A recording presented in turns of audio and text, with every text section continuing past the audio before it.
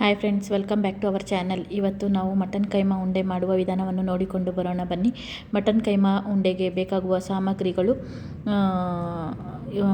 ಈರುಳ್ಳಿ, ಟೊಮೊಟೊ, ಶುಂಠಿ ಬೆಳ್ಳುಳ್ಳಿ ಪೇಸ್ಟು, ಕಡಲೆಪಪ್ಪು, ಚಕ್ಕೆ, ಲವಂಗ, ಕೊತ್ತಂಬರಿ ಸೊಪ್ಪು, ಪುದೀನ, ಕೊಬ್ಬರಿ, ಖಾರದ ಪುಡಿ, ಧನಿಯಾ ಪುಡಿ ಎಲ್ಲವನ್ನು ಹಾಕಿ ಮಿಕ್ಸಿಯಲ್ಲಿ ಮೊದಲು ರುಬ್ಬಿಕೊಳ್ಳಬೇಕು.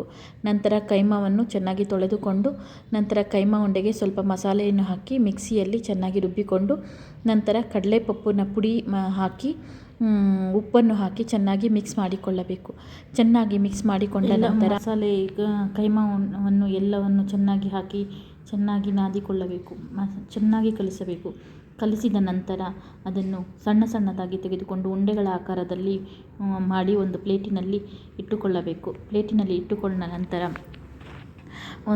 ಗ್ಯಾಸ್ ಮೇಲೆ ಒಂದು ಬಾಣಲೆಯನ್ನು ಇಟ್ಟು ಅದಕ್ಕೆ ಸ್ವಲ್ಪ ಎಣ್ಣೆ, ಕರಿಬೇವನ್ನು ಹಾಕಿ ರುಬ್ಬಿದ ಮಸಾಲೆಯನ್ನು ಹಾಕಿ ಎಣ್ಣೆಯಲ್ಲಿ ಚೆನ್ನಾಗಿ ಬಾಡಿಸಬೇಕು. ನಂತರ ಸ್ವಲ್ಪ ನೀರನ್ನು ಹಾಕಿ ಸ್ವಲ್ಪ ಅರಿಶಿನ ಪುಡಿ ಮತ್ತು ರುಚಿಗೆ ತಕ್ಕಷ್ಟು ಉಪ್ಪನ್ನು ಹಾಕಿ ಸ್ವಲ್ಪ ಹೊತ್ತು ಕುದಿಯಲು ಬಿಡಬೇಕು. ಕುದಿದ ನಂತರ ಉಂಡೆಗಳನ್ನು ಮಾಡಿಕೊಂಡಿರ್ತೀವಲ್ವ ಅದನ್ನು ಒಂದೊಂದಾಗಿ ಕುದಿಯುವ ಸಾರಿನಲ್ಲಿ ಬಿಡಬೇಕು. ಬಿಟ್ಟ ಮೇಲೆ ಸ್ವಲ್ಪ ಅದರ ಮೇಲೆ ಕೊತ್ತಂಬರಿ ಸೊಪ್ಪನ್ನು ಹಾಕಿ ಒಂದು 20-25 ನಿಮಿಷಗಳ ಕಾಲ ಬೇಯಲು ಬಿಡಬೇಕು. ನಂತರ ಅದು ಬೆಂದ ನಂತರ ಮಟನ್ ಕೈಮಾ ಉಂಡೆ ಸಾರು ರೆಡಿಯಾಗಿರುತ್ತದೆ. ಈ ವಿಡಿಯೋ ಇಷ್ಟ ಆದರೆ ಲೈಕ್ ಮಾಡಿ, ಶೇರ್ ಮಾಡಿ, ಕಮೆಂಟ್ ಮಾಡಿ. ಮುಂದಿನ ವಿಡಿಯೋದಲ್ಲಿ ಸಿಗ್ತೀನಿ ಫ್ರೆಂಡ್ಸ್. Take care.